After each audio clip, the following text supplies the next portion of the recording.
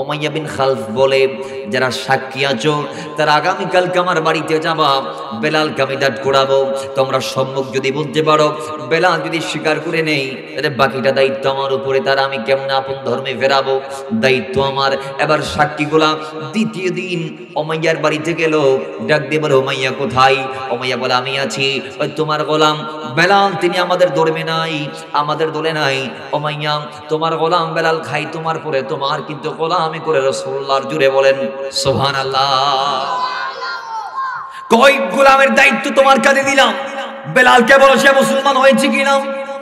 বেলাল রাদিয়াল্লাহু তাআলাকে জিজ্ঞেস করা হয়েছে, এ বেলাল তুমি কি নবীর কদমে গিয়েছিলা? তুমি কি কলমা পড়েছো? তুমি কি মুসলমান হয়েছো নাকি? তখন বেলাল মাথা নেড়ে বলে, হ্যাঁ আল্লাহ নবীর কদমে গিয়েছি, শুধু যাই নাই রাসূলের দিনকে আমি স্বীকার করে নিয়েছি। আল্লাহ নবী যে কলমা দিয়ে মুসলমান বানায়, আমি বেলাল সেই কলমা নিয়ে নিয়েছি। এক কথায় আমি আল্লাহ নবীর কদম থেকে ঈমান ইসলাম গ্রহণ করে মুসলমান হয়েছি। জোরে বলেন সুবহানাল্লাহ। বাবার আমার বেলাল রাদিয়াল্লাহু তাআলা অবয়ে উত্তর যখন দিয়ে দিয়েছে, উমাইয়া বিন খালফ বলে, আমি তোমাকে সময় দিলাম, তুমি এই মুহূর্তে কলমাটা ত্যাগ করো, মুহাম্মদকে ভুলে যাও, আল্লাহর দিন থেকে বেরিয়ে আসো, আমাদের আপন ধর্মে চলে আসো। যেই ধর্মে আমার বাপদাদা ছিল, যেই ধর্মে তোমার বাপদাদা ছিল, যেই ধর্মে আহলে আরবরা প্রত্যেকে ছিল, ওই ধর্মে আহ্বান জানাচ্ছি। এ বেলাল, জীবনটা নিয়ে যদি দুনিয়াতে থাকতে চাও, আর মুহাম্মদের দাবিদারির দরকার নাই, নবীর ভালোবাসার দরকার নাই, ঈমান ইসলামের ধারক বাহক হয়ে যে রাসূল তোমাদেরকে দিন রিপ্রেজেন্ট করেছে, ওই নবীর দিনকে পালন করার দরকার নাই। নামাজ দোয়া ভুলে যাও, আল্লাহ রাসূল ভুলে যাও, কলমাটা বাদ দিয়ে দাও, মূর্তি পূজা করো, চাঁদ পূজা করো, সূর্য পূজা করো। অর্থাৎ বেলাল, তুমি আমাদের ধর্মে ফেরত আসো। বেলাল ডাক দিয়ে বলে, না না মালিক, হতে পারে না, হতে পারে না। বেলাল ডাক দিয়ে বলে, কলমা, আল্লাহ রাসূল, ঈমান ইসলাম সবগুলা একই সূত্রে গাঁথা। কেউ যদি একবার কলমাটা নিয়ে নেই, কেউ যদি একবার কলমা পড়ে মুসলমান হয়ে যায়, সে আর অন্য ধর্মে ফেরত যাইতে পারে না। কারণ ইসলাম থেকে অন্য ধর্মে কদম দিলে সে মুরতাদ হয়ে যায়, মুরতাদকে কতল করা মুসলমানদের উপর ওয়াজিব হয়ে যায়। সুতরাং কলমা একবার পড়া যায়, জীবন থাকতে কলমাটা আর ছাড়া যায় না। জোরে বলে বাবারা আমার। বেলাল ডাক দিয়ে বলে, সুতরাং আমি কলমা ছাড়তে পারবো না, আমার জীবন যাবে, তারপরে কলমা ছাড়তে পারবো না। সেই দিন বেলালের এই উত্তর শুনে উমাইয়ার মাথা আরো গরম হয়ে গেল। উমাইয়া ডাক দিয়ে বলে, বেলালকে কেমনে শায়েস্তা করা যায়? একজন জালেম এসে বলে, বেলালের কাপড়গুলো বেলাল কুলঙ্গ করাও। হযরতে বেলালের সমস্ত শরীর থেকে কাপড় খোলা হলো। হযরতে বেলালকে আবার উলঙ্গ করিয়া গলার মধ্যে উটের রশি লাগানো হলো। যে রশি উটের গলায় লাগাই, সেই রশি বেলালের গলায় লাগাইলো। এবার আরবের বকাটে ছেলেদেরকে ডাক দিল, বকাটেদেরকে ডাক দিয়ে উটের রশি তাদের হাতে তুলে দিল। রশির একটা প্রান্ত ছিল বেলালের গলায়, আরেকটা প্রান্ত ছিল বকাটেদের হাতে। এবার বকাটেদেরকে বলে, বেলালকে মারতে মারতে আরবের চারদিক থেকে ঘুরিয়ে নিয়ে আসো। ছোট বাচ্চাদেরকে দায়িত্ব দিল, এই ছোট্ট বাচ্চারা তোমরা পাথর হাতে নাও, পিছন থেকে বেলালকে আঘাত করো। জোরে বলেন নাউজুবিল্লাহ। মারতে মারতে মারতে মারতে সাইয়েদনা বেলালকে উলঙ্গ করে, রক্তাক্ত করে, পুরো আরবটা ঘুরিয়ে, অলিগলি ঘুরিয়ে, উপত্যকা ঘুরিয়ে, আরবের প্রত্যেকটা জায়গায় ঘুরিয়ে, গলি গলি ঘুরিয়ে, নগর নগর ঘুরিয়ে, বন্দর বন্দর ঘুরিয়ে, রাস্তাঘাট ঘুরিয়ে আল্লাহর নবীর গোলাম বেলালকে আবার তারা ওই আগের জায়গায় হাজির করলো যেখানে উমাইয়ার বাড়ি। এবার উমাইয়া ডাক দিয়ে বলে, বেলাল, এতক্ষণ তারা তোমাকে টেনে হেসড়ে এক জায়গা থেকে আরেক জায়গায় নিয়েছে, পুরা হলে আরবরা তোমার উলঙ্গ অবস্থায় তোমারে দেখেছে, তোমারে পাথর মেরেছে, তোমার গোলার মধ্যে রশি লাগিয়ে আমি ঘোরালাম। এবার কি তোমার মজা হয়েছে নি? এবার কি তুমি তৃপ্তি পাইছো নি? এখন সময় আছে, কলমা ছাড়ো। যদি তুমি বেলাল কলমাটা বাদ না দাও, রসুলকে যদি ভুলে না যাও, আল্লাহ নবীর প্রেমটাকে যদি ভুলে না যাও, ঈমান ইসলামকে যদি তুমি তোমার থেকে তরক না করো, ইসলাম থেকে যদি নিজে খারেজ না হও, তাহলে এর চেয়ে আরো মারাত্মক আযাব আমি তোমাকে দেব। জোরে বলেন নাউজুবিল্লাহ। আচ্ছা আপনারা বলুন, ইমানদার কি এগুলাকে ভয় পায়? এগুলার কি ইমানদার ভয় পায়? কই, আল্লাহ নিজে এলান দিয়েছে কোরআনুল কারীমে, ইমানদারের কাছে জীবনের মূল্য নাই। এটা সুবহানাল্লাহ, জোরে বলেন। আল্লাহ বলছেন, ইন্নাল্লাহা ইশতারা মিনাল মুমিনিনা আনফুসাহুম ওয়া আমওয়ালাহুম বিআন্না লাহুমুল জান্নাহ। আল্লাহ নিজে বলছে, হে ইমানদার, তোমার জানকে, মালকে আমি আল্লাহ খরিদ করে নিয়েছি, কিনে নিয়েছি, বিনিময় স্বরূপ তোমাকে জান্নাত দিয়ে দিয়েছি।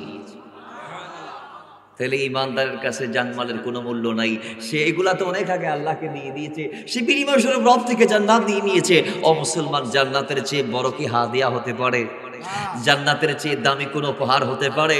তা আল্লাহ বলে আমি তোমার থেকে নিয়েছি দুটা, একটা জান আর একটা মাল, আর আমি তোমাকে দিয়েছি একটা যেটা জানমালের চেয়ে কোটি গুণ দামি। সেটা কেমন দামি? আল্লাহর হাবিব বলছে গোটা দুনিয়া বিক্রি করলেও জান্নাতের একটা ইট কেনার বরাবর হবে না। সুবহানাল্লাহ জুড়ে বলে। তার মানে গোটা দুনিয়া বিক্রি করলেও জান্নাতের একটা ইট কিনতে পারা যাবে না। সুতরাং বোঝা গিয়েছে আল্লাহ বলছে ওই জান্নাত, যেই জান্নাতের একটা ইট গোটা দুনিয়া দিয়ে বিক্রি হয় না, সেই জান্নাতে কোটি কোটি ইট আমি দিয়ে তোমার জন্য জান্নাত বানালাম। তো আল্লাহ কত বড় আমার জান্নাত, আমি একটু শুনতে চাই। আল্লাহ আমি তো দুনিয়াতে আমি টুকটা একটা করে কোন রকম পিঠটা ঠেকে আমি রাত যাপন করি। আল্লাহ একটা রুম আমি আমার বাপ থেকে ভাগে পেয়েছি, ওই এক রুমে আমি আমার সন্তানদেরকে নিয়ে স্ত্রীদেরকে নিয়ে কষ্টের জীবন যাপন করছি। আল্লাহ আমার জান্নাতটা কতটুকু বড় আমি জানতে চাই। তো আল্লাহ ডাক দিয়ে বলছে ওয়াসারিউ ইলা মাগফিরাতিম মির রাব্বিকুম ওয়া জান্নাতিন আরদুহাস সামাওয়াতু ওয়াল আরদ। আল্লাহ বলে তোমার জন্য যে জান্নাত বানাইছি এটা গোটা জমিন পরিমাণ, গোটা আসমান পরিমাণ। তার মানে আসমান জমিন যত বড় একজনের জান্নাত। তাহলে ইয়ে নারা ফাইতে চাইলে না চাই এটা সাইরুল্লাহ মাথা ফাড়ে ফাড়ি দিলাম আছে না, এটা জান্নাতে জন্য সম্পত্তি করা খাইব ওই যারা হতে হতে ফলাইয়া সম্পত্তি। তো জান্নাতে যাইব না ফল জান্নাতে তো গো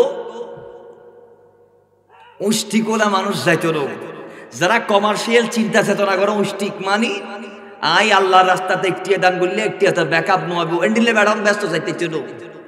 যারা ফল দিফেলাই দে মৌলাল্লাহ জান্নাত দিতে রাজে বলতে বড় করি ফরল আল্লাহ রাসূলের ফেমত ফল আইন গলিতে ব্যস্ত ভাবো না বা আওয়াজ বড় উরি মাতো নেবে ব্যস্ত ভাবো না। তো ব্যস্ত ভাবেলে সিদ্দিক আকবরের মতো ফাগলামি করার দরকার আছে নাই। ইবি এন্ডিল্লা আল্লাহ নবীর প্রেমত ফেদা হই দি জীবের তুলনা পৃথিবী থন উম্মত দিই তো নোয়ার এত আল্লাহ আল্লাহ রাসূল হদ আফদালুন নাস বা'দাল আমবিয়া নবিয়ুল্লাহর ফরম মতলের ভিতরই বে প্রথম বড় করি ফরল আর একখানা বড় করি ফরল আর একখানা মুআব্বুদুল্লাহ ফরল। তো হযরত বেলাল রাদিয়াল্লাহু তাআলা ফদলে আর জানিয়ানের মোল্লার কাছে হতাখন না জানিয়ানের মোল্লার কাছে আমার কাছে সম্পদের মূল্য জীবনের মূল্যের চেয়ে আমার ঈমানের মূল্য বেশি, জান্নাতের মূল্য বেশি, রাসূলের প্রেমের মূল্য বেশি, ঈমান ইসলামের মূল্য বেশি। সুতরাং আমি ঈমান ইসলামকে লালন করতে গিয়ে ধারণ করতে গিয়ে মান্য করতে গিয়ে যদিও আমি বেলালের জীবন এটা একবার আল্লাহ দিছে আর কি, এটা যদি আল্লাহ হাজারবারও দেয় আমি হাজারবার রবের দিনের জন্য আল্লাহ রাসূলের মহব্বত রক্ষা করতে গিয়ে জীবন উৎসর্গ করব। জোরে বলেন সুবহানাল্লাহ। বাইরে আমার হযরত বেলাল রাদিয়াল্লাহু তাআলা অভয় বাণী নিয়ে কঠোর শব্দ দিয়ে উত্তর যখন আবার দিয়ে দিলেন, উমাইয়া ডাক দিয়ে বলে শাস্তি আরো বাড়াতে হবে। এখন কি করা যায়? একজন জালেম বলে বেলাল কেমন ভাবে আঘাত করো যে আঘাতে সে চৌচির হয়ে যাবে, ভিতরটা নষ্ট হয়ে যাবে। কই কি করা যায় আমার একটু বলে দাও। কই তাকে শোয়াও, তাকে শোয়াইলেন, নিচ দিয়ে পাথর দাও, গরম গরম দিলেন। এরপরে কই সিনার উপর বিরাট পাথর তুলে দাও, সিনার উপর বিরাট পাথর উঠাই দিলেন বেলাল রাদিয়াল্লাহু তাআলা। এবার নিচ থেকে মাইয়া বলে বেলাল কষ্ট লাগছে নাকি? বেলাল বলে না কষ্ট লাগে না, রবের জন্য জীবনটা বেলাল একবার নয় দুবার নয় রাসূলের জন্য এই জীবন বেলাল হাজারবার কুরবান করতে রাজি আছে, সমস্যা নাই, যা মন চাই তা করো। আমি কলমা ছাড়তে পারবো না, রাসূলকে আমি ভুলতে পারবো না, আল্লাহ নবীর প্রেমকে বাদ দিতে পারবো না, আমি ঈমান ইসলাম থেকে দূরে সরতে পারবো না। একজন বলে আমি পাথরের উপর উঠবো, দেখি বেলাল কতক্ষণ ঈমানের প্রশ্নে অটল থাকতে পারে, কতক্ষণ ঈমানের উপর অটল থাকতে পারে। ওই জালেম কি করলো? বেলালের সিনা মুবারকের উপরে তিনি যে পাথর তুলে দিয়েছে সেই পাথরের উপরে নিজে দাঁড়িয়ে দাঁড়িয়ে প্রেসার দিচ্ছে, পাথরের উপরে ওই ব্যক্তি দাঁড়িয়ে চাপ দিচ্ছে। বেলাল সেদিন এমন আঘাত পেয়েছে, এত বেশি কষ্ট পেয়েছে, যার দরুন বেলাল রাদিয়াল্লাহু তাআলা তিনি এক পর্যায়ে ডাক দিয়েছে জালেমরা যে আল্লাহর পক্ষে থাকতে গিয়ে, যে নবীর পক্ষে থাকতে গিয়ে যে আল্লাহর একত্ববাদের ঘোষণা দেওয়ার কারণে তুমি আমাকে এত জিল্লত দিচ্ছ, আজকে এই মৃত্যুর সজ্জায় আমি ডাক দিব ওই আল্লাহকে। তিনি ডাক দিয়েছে আহাদ আহাদ বলে। জোরে বলেন সুবহান। তিনি বলছে তোমরা যে এক আল্লাহর পক্ষে যাওয়ার কারণে আমাকে দেখতে পারছো না, আমার বিরুদ্ধে গেলাম, সেই এক আল্লাহর পক্ষে ওয়াহদানিয়তের স্লোগান আজকে আমি দেব। কই সেদিন হযরতে বেলাল ডাক দিয়েছে, আহাদ আহাদ। কই আজকের এই মৃত্যুর সজ্জায় আমি সাক্ষ্য দিচ্ছি আমার আল্লাহ এক, আমার আল্লাহ এক। আরেক ঘটনার মধ্যে আসছে, কই সেদিন বেলাল ডাক দিয়েছে, কই যেই নবীর পক্ষে যাওয়াতে তোমরা আমাকে আজকে চোখের শলা মনে করছো, তোমাদের পথের কাঠা মনে করছো, আজকের এই মৃত্যুর সজ্জায় আমি সেই নবীর ডাক দিব। আমি সেদিন কই সেদিন হযরতে বেলাল ওই মৃত্যুর সজ্জায় বলেছে, ইয়া মুহাম্মদ ইয়া মুহাম্মদ ইয়া মুহাম্মদ। কই আমার নবীর নাম ধরে ধরে সেদিন ডেকেছে বেলাল। জোরে বলেন সুবহানাল্লাহ। বাইরে আমার দিনটা সেইভাবে চলে গেল, যার যেমন চাই করলো। গরম পাথর গালের মধ্যে প্রবেশ করাইলো, পিঠের মধ্যে গরম পাথর দিল। হযরতে বেলাল তারপর কলমা ছাড়ে নাই, নবীরে ছাড়ে নাই। রাতে বার গভীর হলো, আল্লাহর নবী রাহমাতুল লিল আলামিনের গোলাম বেলাল হযরতে বেলালকে এবার দুই হাত এবং দুই পা বন্দি করে বাড়ির ভিতর প্রবেশ করালো। একটা লম্বা পিলারের সাথে ভালো করে বাঁধলো। বাঁধার পর মাইয়া ডাক দিয়ে বলে, এখন শাস্তি আরো বাড়বে। সারাদিন ধরে দূরে মারলাম, আমি দূরে নবীর থেকে দূরে সরাইতে পারি নাই, অন্তর থেকে রাসূলের প্রেমটাকে সরাইতে পারি নাই, ঈমান ইসলাম থেকে তোরে খারিজ করাইতে পারি নাই। এখন শাস্তি আরো বাড়াইতে হবে, তোকে আমি এমন শাস্তি দেব যেটা তুই বেলাল কল্পনা করিস নাই। এই কথা বলে তিনি বাক্স খুলেছে, তার বাক্সের ভিতর থেকে একটা চাবুক বের করেছে। চাবুক বের করার পরে ওই জালেম উমাইয়া বিন খালফ হযরত বেলাল রাদিয়াল্লাহু তাআলা হুকি একটার পর একটা এমন আঘাত করেছে।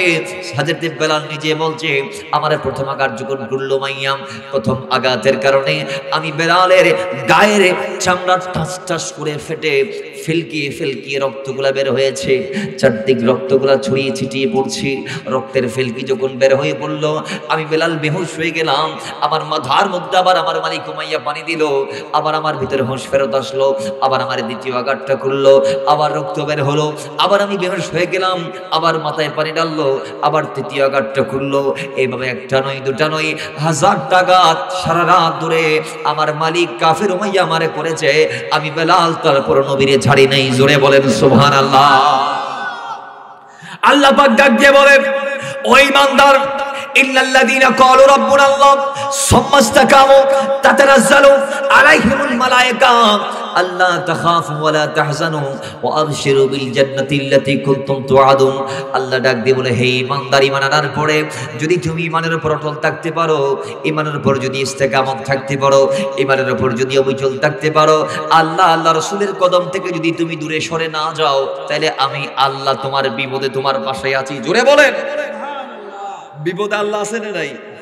আওয়াজ দেন, আছে না নাই? আল্লাহ বলছে, আমি তোমার সাহায্য করবো। তাতানাজ্জালু আলাইহিমুল মালায়েকা, ফেরেশতা পাঠাই। তো আমি যখন ফেরেশতা পাঠাই তোমার সাহায্য করব, তখন ফেরেশতারাই তোমার পাশে থাকার জন্য, যখন তারা চলে যাবে তখন কাফি হয়ে যাবে, দুনিয়ার আর কারো সাহায্যের দরকার নাই। আল্লাহ এরপর বলছেন, হয় তুমি কেন ভয় করছো? ঈমানদার, তোমার চিন্তা কিসের? আল্লাহ তাখাফু, তোমার চিন্তা নাই, ওয়ালা তাহজানু, তোমার কোনো ভয় নাই। এবং যে জান্নাত দুনিয়ার সবাই চাই, আমি আল্লাহ বলছি, ঈমানদার ঈমানের উপর ইস্তেকামত থাকতে পারলে, ওয়া আবশিরু বিল জান্নাতি আল্লাতী কুনতুম তুআদুন, জান্নাত আমি সেই ঈমানদারকে দিব যে ঈমানের উপর ইস্তেকামত থাকতে পেরেছে। জোরে বলেন না সুবহানাল্লাহ। তেরে জান্নাত আছে না নাই? এবং আসমানি সাহায্য, জোরে বলেন আসমানি সাহায্য আছে। কিন্তু আজকে আমাদের অন্তরে আমরা এটাকে লালন করতে পারছি না। আমরা 5 টাকা ঈমান বিক্রি করি, আমরা দয়াল নবীকে কোথায় কোথায় ভুলে যাই, দুষ্ট লোকের মিষ্টি কোথায় আমরা কান দিয়ে নবীকে অন্তর থেকে বের করে দেই, বা রসুলকে আমরা ভালোটা যথার্থ ভাসতে পারি না। কথা ঠিক কি না? অমুসলমান আওয়াজ দেন, বলুন আমরা আমাদের জীবনের চেয়ে মুস্তাফাকে বেশি ভালোবাসতে চাই কি চাই না? তো নবীকে যে ভালোবাসবে সে কি মার সাথে অন্যায় করতে পারবে? নবীকে যে ভালোবাসবে সে কি ভাইয়ের হক মেরে খাইতে পারবে? নবীকে যে ভালোবাসবে সে কি মুরব্বীদেরকে সম্মান করতে পারবে? মায়ের রাসূলকে যে ভালোবাসবে সমাজে সে কি অন্যায় করতে পারবে? অত্যাচার করতে পারবে? অবিচার করতে পারবে? জুলুম করতে পারবে? সে মানুষকে কোথায় কোথায় কষ্ট দিতে পারবে? মানুষের গায়ে হাত উঠাইতে পারবে? না, পারবে না। তো বোঝা কি চা আল্লাহ রাসূলকে ভালোবাসা কিভাবে সম্ভব? তাবাউনের মাধ্যমে, রাসূলের পাকের অনুসরণের মাধ্যমে। তো আল্লাহ নবী আমরা দুনিয়াতে কিভাবে চলবো, কিভাবে বলবো, কিভাবে কদম দিব, কোন দিকে যাব, কোন রাস্তা দিয়ে যাব? একটা রাস্তায় তো 2টা পার্ট আছে, ডান দিক বাম দিক। আমরা কোন দিক দিয়ে যাব আমার রাসূল সেটাও বলে দিয়েছে। জোরে বলেন সুবহানাল্লাহ। আজকে উম্মতরা সেগুলাকে মানছেন না।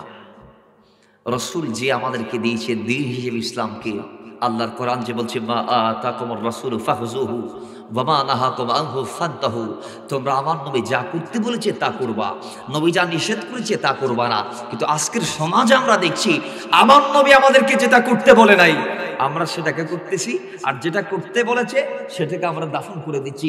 আচ্ছা বলুন, আজকের সমাজে যে মুসলমানদেরই তো সমাজ এটা, আমরা তো সবাই টুপিওয়ালা, আমরা তো সবাই মুসলমান, আমরা তো সবাই নবীর গোলাম, আমরা তো সবাই ইসলামকে আমাদের ধর্ম হিসেবে মেনে নিয়েছি।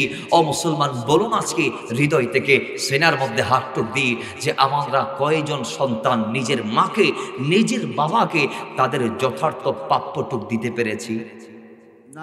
আমরা কি পেরেছি? আমরা কি পেরেছি? আমরা পারি নাই। আজকের সমাজে দেখা যায় মুসলমানের সন্তান বিয়ের 3 মাসের মাথায় মাকে ফেলে দেয়। ঠিক, আল্লাহর কসম। কিছুদিন আগে একজন বেয়াদব আমার মোবাইলে কল দিছি।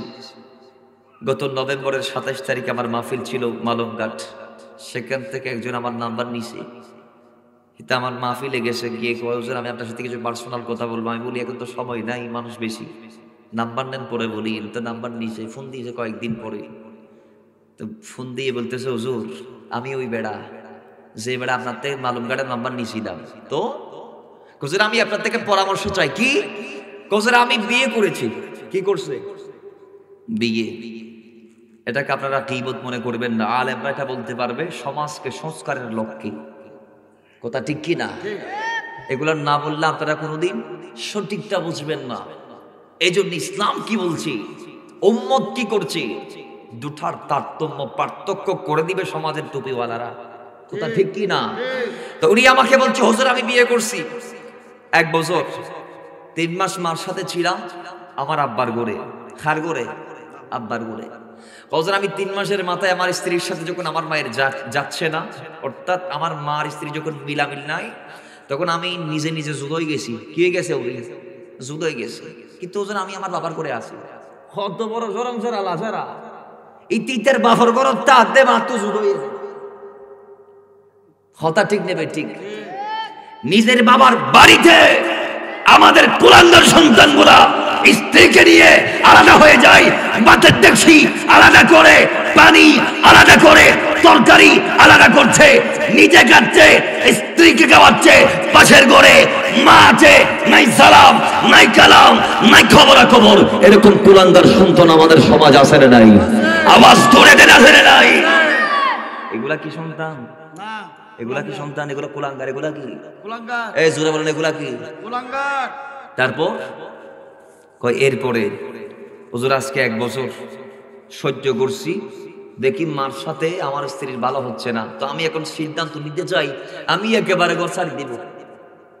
মানি বড় লইরে জঙ্গলে যাবে, তো ঘরে যাবে দি। তা আমি বলছি কোরআন হাদিস কি আপনি মানেন? হ্যাঁ, ঠিক আছে।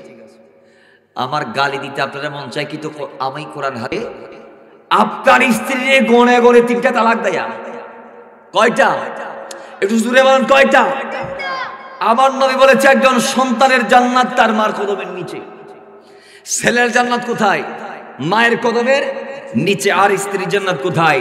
স্ত্রীর জান্নাত হচ্ছে স্বামীর কদমের নিচে। তো আপনি স্বামী, আপনার স্ত্রীর জান্নাত আপনার কদমের নিচে, আর আপনি স্বামীর জান্নাত আপনার মা বাবার কদমের নিচে। এখন আপনি কি করলেন? যাদের কদমের নিচে আপনার জান্নাত তাকে বাদ দিয়ে, তাদেরকে ছুঁড়ে ফেলে দিয়ে, যার জান্নাত আপনার কদমের নিচে তারা মাথার উপর তুলে রাখলেন। কথা ঠিক কি না? বলে যাবেন না হযরত আলকামার হাদিস। হযরত আলকামা রাদিয়াল্লাহু তাআলা নামাজ রোজার কোনো ঘাটতি নাই, নবীর সাহাবী, নবীকে ভালোবেসেছে 100 পাক্কা।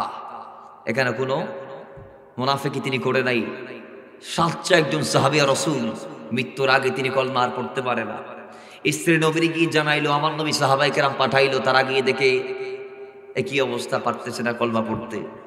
তো আল্লাহ নবী বেলালকে ডেকে বললেন কি সমস্যা, কলমা কেন পড়তে পারে না? তার ঘরে কি মা আছে? কয় আছে। কয় মা একটু আমি নবীর সালাম বলবা, আসতে পারলে আসতে বলবা, নাইলে আমি যাব, নাইলে আমি নবী যাব।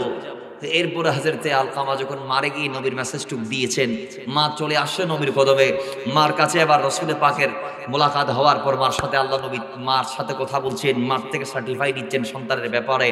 মাকে আল্লাহ নবী জিজ্ঞেস করলেন, মা বলুন, আপনি আমাকে যা বলবেন আমি যা জানতে চাইব সব সত্য সত্য উত্তর দিবেন। যদি মিথ্যা উত্তর দেন আল্লাহ ফেরেশতা পাঠিয়ে আমাকে জানাই দিবেন। সুবহানাল্লাহ জুড়ে বলেন। ভাইরা আমার, আল্লাহ নবী বলেন, মা আমি জানতে চাই আলকামা নামাজ কেমন পড়েছে আমার একটু বলো। দয়াল নবীর প্রশ্নের জবাবে মা বলি, ইয়া রাসূলুল্লাহ 100 মা রোজা কেমন রেখেছে জানতে চাই। মা বলে, আমার সন্তান 100 রোজা রেখেছে, যাকাত সাদকা ফিতরা সব ঠিক আছে। তো মা এবার আপনি বলুন, যে সন্তান নামাজ পড়েছে রোজা রেখেছে, আমি নবীকে ভালোবেসেছি, সবগুলার মধ্যে যিনি 100 নাম্বার পেয়েছে, ওই সন্তানের উপর আপনি মা রাজি আছেন কি না আমি জানতে চাই। মা চোখের পানি ছেড়ে দিয়ে বলে, ইয়া রাসূলুল্লাহ, ও মদিনাওয়ালা, আমি আমার সন্তানের উপর নারাজ। কেন? কারণ একটাই, আমার সন্তান স্ত্রীকে আমার চেয়ে বেশি প্রাধান্য দিয়েছে, এই জন্য আমি তার উপর নারাজ। জুড়ে বলেন নাউজুবিল্লাহ। এতটুক তার অপরাধ, সে আমার চেয়ে স্ত্রীকে বেশি ভালোবাসতো, আমার চেয়ে স্ত্রীকে বেশি প্রাধান্য দিত, এতটুকের কারণে আমি তার উপর নারাজ। রাসূল বলে, আর কোনো কিছু জানার দরকার নাই, আপনি আর একটা শব্দ বলবেন না, বেলাল যাও লাকড়ি জোগাড় করো, আলকামার জ্বালাই দিব। মা বলে, ইয়া রাসূলুল্লাহ কেন জ্বালাবেন? ভাই মা, আপনি তার উপর নারাজ হওয়ার কারণে আজকে সেই দুনিয়াতে কলমা নিয়ে মৃত্যু মুখে যাইতে পারছেন না। সে যদি এই অবস্থায় মরে, সে যদি এই অবস্থায় ইন্তেকাল করে, কবরে যখন সে যাবে, আল্লাহ তাকে দুনিয়ার আগুনের চেয়ে আরো কোটি গুণ ভয়াবহ মারাত্মক যে আগুন, সেই জাহান্নামের আগুন দিয়ে জ্বালাবে। তা আমি তো দুনিয়ার আগুন দিয়ে জ্বালাচ্ছি, এই অবস্থায় গেলে তো আল্লাহ আরো কঠিন আযাব জাহান্নামের আগুন দিয়ে জ্বালাবে। তো মা ভালো যদি চান সন্তানকে মাফ করে দেন। সন্তানের যদি ভালো চান সন্তানকে কি করে দেন? মাফ করে দেন। মা বলে, ইয়া রাসূলুল্লাহ, আমি আল্লাহকে সাক্ষ্য রেখে, আপনি রাসূলকে সাক্ষ্য রেখে আমার সন্তানকে মাফ করে দিলাম, আমি আমার সন্তানের উপর রাজি হয়ে গেলাম। ইয়া রাসূলুল্লাহ, আল্লাহকে বলেন আল্লাহ যেন মাফ করে দেয়। জোরে বলেন না সুবহানাল্লাহ। আমার নবী বলে, বেলাল তাড়াতাড়ি যাও আলকামার বাসায় গিয়ে দেখো কলমা পড়তে পারছেন কি না। তো বেলাল বলে, আমি দৌড় মারলাম, বাড়িতে ঢুকতে পারি নাই, গেট পর্যন্ত গেছি, গেট থেকে আমি আওয়াজ শুনছি আমার ভাই আলকামা মৃত্যু সজ্জায়, মৃত্যু মুখে সাকরাতের বিছানায় তিনি আপন সজ্জা থেকে কলমা পড়ছে, লা ইলাহা ইল্লাল্লাহু মুহাম্মাদুর রাসূলুল্লাহ। আমার ভাই আলকামা কলমা পড়ে জান্নাতি মেহমান হয়ে গেছে। নবী এরপর আসলেন, তার গোসল দিলেন, জানাজা পড়ালেন, জানাজার মাঠে নিয়ে দাফন করলেন। আল্লাহ নবী বলে, শোনো সাহাবায়ে কেরাম, আজকে কেউ বাড়িতে যাবা না, নবী তোমাদের সাথে কথা বলবে, অর্থাৎ আমি রাসূল কথা বলবো। সাহাবায়ে কেরাম দাঁড়িয়ে আছে। বাবারা, আমার রাসূল ডাক দিয়ে বলেন, সাহাবায়ে কেরাম আলকামার দিকে তাকাও, তার নামাজ রোজা হজ যাকাতের কোনো ঘাটতি নাই, ইবাদতের কোনো কমতি নাই, কিন্তু তার একটি অপরাধ, সে মাকে কম প্রমোট করেছে, স্ত্রীকে বেশি প্রমোট করেছে, মার চেয়ে স্ত্রীকে বেশি প্রাধান্য দিয়েছে। তার মতো আমার কোন সাহাবী, আমার কোন গোলাম, কিয়ামত পর্যন্ত আনেওয়ালা কোন একজন উম্মত যদি স্ত্রীকে মায়ের উপরে যদি কেউ উঠায়, কেউ যদি মাকে অবমূল্যায়ন করে, স্ত্রীকে বেশি ভালোবাসে, তাহলে ওই সন্তান মৃত্যু মুখে কলমা নিয়ে যাইতে পারবে? জোরে বলুন, সে কলমা নিয়ে মৃত্যু মুখে যাইতে পারবে না। সুতরাং বোঝা গিয়েছে আমার নবীর উম্মতদের জন্য তাদের মায়ের সন্তুষ্টির ভিত্তিতে জান্নাত রয়েছে। হাদিসে পাকের মধ্যে আসে, জাহিমা নামে একজন ব্যক্তি আল্লাহ নবীর কদমে গেল, আরজ করলো, ইয়া রাসূলুল্লাহ, আমি ময়দানে গিয়ে জিহাদ করতে চাই, যুদ্ধের ময়দানে যাইতে চাই, আপনি নবীর পক্ষে গিয়ে জীবনটা কোরবান করতে চাই। আল্লাহ নবী বলে, হাল্লাকা মিন উম্মিন, তোমার কি মা আছে? সাহাবী বলে, কালা নাম, হ্যাঁ ইয়া রাসূলুল্লাহ। তো আমার নবী এক বাক্য উত্তর দিলেন, ফালজামহা, মায়ের কদমে লেগে পড়ো, খেদমত করো, কারণ ফাইনাল জান্নাত ইনদা রিজলাই, ও সন্তান, তোমার জান্নাত তোমার মায়ের কদমের নিচে। জুড়ে বলে, তোমার জান্নাত আল্লাহ যুদ্ধের ময়দানে রাখে নাই, কোথায়? তোমার মায়ের কদমের নিচে। আল্লাহ নবী আরেক হাদিসের মধ্যে বলেছেন, ইন্নাল জান্নাতা তাহাতা আকদামিল উম্মাহাত, সন্তানের জান্নাত মায়ের কদমের নিচে। কোন মা জানেন, যেই মাকে আজকে আপনি বিয়ের পরে ঘরে ফেলে রেখেছেন, কুতুবদিয়া পাড়ায় নাজিরাট থেকে আপনি আপনার মাকে, বৃদ্ধ বাবাটাকে ফেলে আপনি চলে গেলেন ঢাকাতে, আপনার চাকরি হয়েছে রংপুরে, আপনার চাকরি হয়েছে বরিশালে, আপনার চাকরি হয়েছে কক্সবাজার সদরে, আপনি মাটাকে এখানে নাজিরাট থেকে রাখলেন, আর আপনার স্ত্রীকে, আপনার সন্তানকে আপনি টাউনের ভেতর রাখলেন। আপনি কি হারিয়েছেন জানেন? আপনি কি হারিয়েছেন জানেন? আরে ভাই, আপনি আপনার জান্নাত হারিয়ে ফেলেছেন। কারণ কি? আল্লাহ নবী ডাক দিয়ে বলেছেন, এই আমার উম্মতরা, কোন সাহাবী যদি একবার, কোন বান্দা যদি একবার, কোন উম্মত যদি একবার মুহাব্বতের দৃষ্টিটা মায়ের চেহারার দিকে রাখে, যদি আমার কোন উম্মত একবার মায়ের চেহারার দিকে মুহাব্বতের নজর লাগায়, একবার দেখার কারণে আল্লাহ একটি কবুল হজের সওয়াব দিয়ে দিবে। বাবারা আমার সাহাবী ডাক দিয়ে বলে, ইয়া রাসূলুল্লাহ, ও নবী, আমি যদি দুইটা বার আল্লাহ দেয়া নেয়ামত আমার মায়ের দিকে তাকাই, মায়ের চেহারার মধ্যে যদি আমি দুটা বার নজর দেই, আল্লাহ কি আমাকে দুইটা কবুল হজের সওয়াব দিবেনি? আল্লাহ নবী উত্তরে বললেন, হ্যাঁ। সাহাবী বলে, আমি যদি বহুবার তাকাই, আমি যদি একাধিকবার তাকাই, আমি যদি বারবার তাকাই, আল্লাহ আমাকে কি বারবার কবুল হজের সওয়াব দিবেনি? আল্লাহ নবী ডাক দিয়ে বলে, উম্মত, অবশ্যই আল্লাহর দরবারে সওয়াবের কোনো ঘাটতি নাই, কমতি নাই।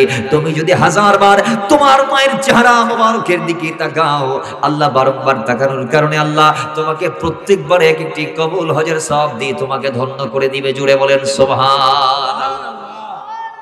আপনি যে মাটারে এখানে নাজিরার থেকে রাখি, বউটারে নিয়ে আসে, আপনি রাঙ্গামাটি গেছেন, বলছেন আমার পোস্টিং রাঙ্গামাটি, বিদে আমার বউটারে নিয়ে আসছি, আমার সন্তানটারে নিয়ে আসছি। তা আপনি যদি সঙ্গে করে মাঠারে নিয়ে যেতে পারতেন, মারে যদি বোঝা না মনে না করে যদি নিয়ামত মনে করতে পারতেন, তাহলে আপনি সকালবেলা চাকরি যাওয়ার সময় আপনার মায়ের চেহারার দিকে তাকিয়ে, আসসালামু আলাইকুম আম্মা জান, আমি যাচ্ছি চাকরিতে, দোয়া করো। আপনি একবার তাকালেন, একবার বললেন, একবার দেখাতে একটা কবুল হজের সওয়াব আপনি পেয়ে গেলেন, নিজেও জানেন না। জোরে বলেন সুবহানাল্লাহ। জোহরের টাইমে চাকরি থেকে বাড়িতে ফেরত আসলেন, আসসালামু আলাইকুম আম্মা, আমি এসেছি। সুবহানাল্লাহ, জোরে বলেন সুবহানাল্লাহ। ওই যে মার চেহারার দিকে তাকায় আরেকটা সালাম দিয়েছেন, আরেকটা কবুল হজের সওয়াব আপনি নিজেও জানেন না।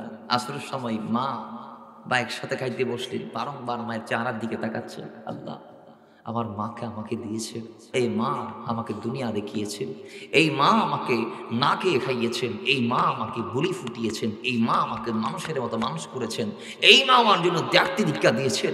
দুনিয়ার জমিনে প্রত্যেক ওয়ার্কার দিন শেষে তার স্যালারি পাই, একজন রাজমিস্ত্রি তার বেতন পাই, একজন কাঠমিস্ত্রি দিন শেষে তার বেতন পাই, একজন চাকরিজীবী দিন শেষে তার শ্রমের মূল্য পাই, স্যালারি পাই। কিন্তু একজন ব্যক্তি আছে যার শ্রমের কোনো শেষ নাই, যিনি 24টা ঘন্টা অন ডিউটিতে থাকে, তার নাম হচ্ছে মা, যিনি স্বার্থ ছাড়া, শর্ত ছাড়া, স্বার্থ ছাড়া, বাধ্যবাধকতা ছাড়া, কোনো কিছু ছাড়া, কোনো বিনিময় ছাড়া, বেতন ছাড়া, মজুরি ছাড়া 24 ঘন্টা সন্তানের জন্য খাটে করতেন, আর নাম হচ্ছে মা। জুড়ে বলেন সুবহানাল্লাহ।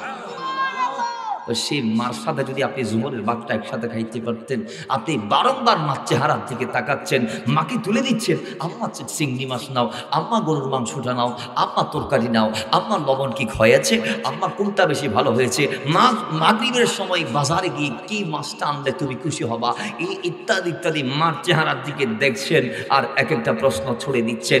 আল্লাহ রাসূল বলছে, প্রত্যেকটা দেখাতে একটা একটা কবুল হজের সওয়াব আল্লাহ তোমাকে দিয়ে দিচ্ছে, তুমি জানো না। এরপর আসর হলো, আপনি বাজারে যাচ্ছেন, বাজারের ব্যাগ দিয়ে মার ঘরে গেলেন, আসসালামু আলাইকুম আম্মা জান, আমি বাজারে যাচ্ছি, মা তুমি কি খাবা, আমি কি আনবো, তোমার কি খাইতে মন চায়, ওষুধ আছে, তোমার কি নাস্তা ফুরিয়ে গিয়েছে, তোমার কি লাগবে। মায়ের চেহারার দিকে তাকাই তাকাই এক একটা সওয়াল আপনি মায়ের দিকে করছেন, আর এক একটা নজরে নজরে আল্লাহ আপনাকে একটা কবুল হজের সওয়াব দিয়ে দিচ্ছে।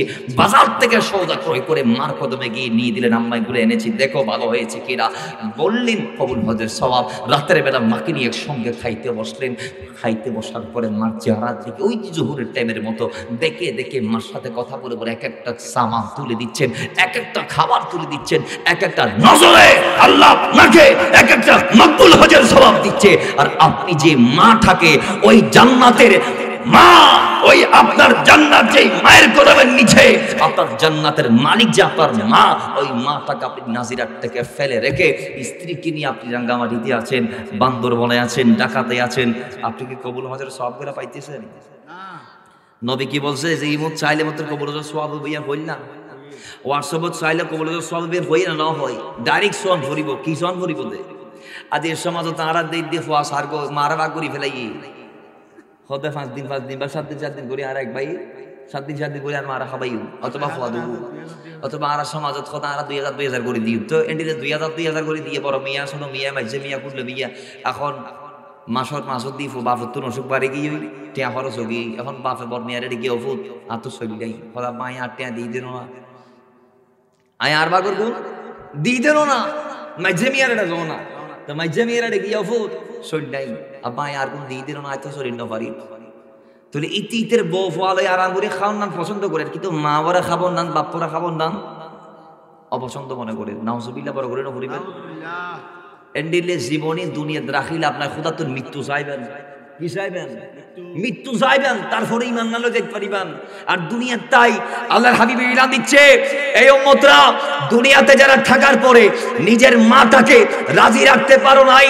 নিজের বাবাটাকে রাজি রাখতে পারো নাই জান্নাতটা বৃদ্ধ অবস্থায় মাকে নিয়ে আর হাসিল করতে পারো নাই মান আদরাকা ওয়ালিদাহি ইনদাল কিবরি আও আহাদুহুমা আও কিলাহুমা সুম্মা লাম ইয়াদখিলিল জান্নাহ আল্লাহর নবী বলছে বৃদ্ধ অবস্থায় মা একজনকে কিংবা মা বাবা দুজনকে পেয়ে জান্নাত যদি লাভ করতে না পারো হাসিল করতে না পারো খরিদ করতে না পারো তাহলে তোমার জীবন দুনিয়াতে রাখি লাভ নাই তুমি ধ্বংস হও আমি নবী বলে দিলাম জোরে বলেন নাউজুবিল্লাহ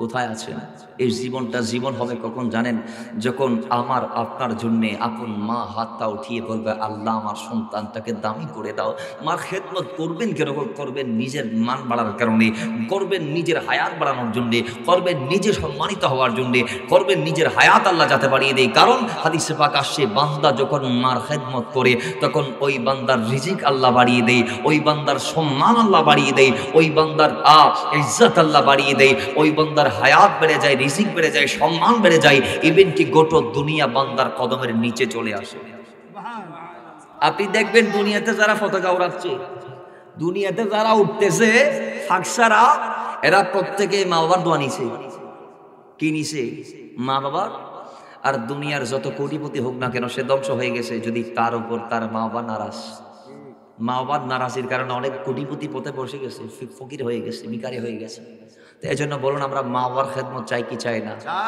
আওয়াজ দিবেন চাই কি চাই না সমাজ আজকে কিছু আমার যুবক ভাইরা আছে যাদের মাথার রক্ত গরম যাদের রক্ত গরম মাথা গরম এরা ঘরের ভিতর ঢোকার পর ওই বাঙ্গা বাঙ্গি শুরু হ্যাঁ অরিত্য হরিলল্যের মতো শিবাতির বাইর দি মারে মেলা আসলে নাই জোরে বলুন আসলে নাই এগুলা করা যাবে অথচ দিয়ে ইসা মাসের লেসপুরি খাই না পারে বাদ দিয়ে দিলে তা পুরা মা পুরা খাই করে তাই একদিন আইতে নাক ফাড়া আর দিন আইতে খান ফাড়া আর দিন আইতে চকু ইতে বাতুল খাই এর ভিতরে এর গরম ইতে বাতুল লাতি গুষ্টা খায় ঘরের ভিতরে আই খিলু আলম আসে না নাই জায়েদ খান সাজি যার করতে বাড়ির ভিতরে ঢুকতে না ঢুকতে এই রে সুপারস্টার সাজি যা ইতারা বন্ধুর সামনে গেলে বন্ধু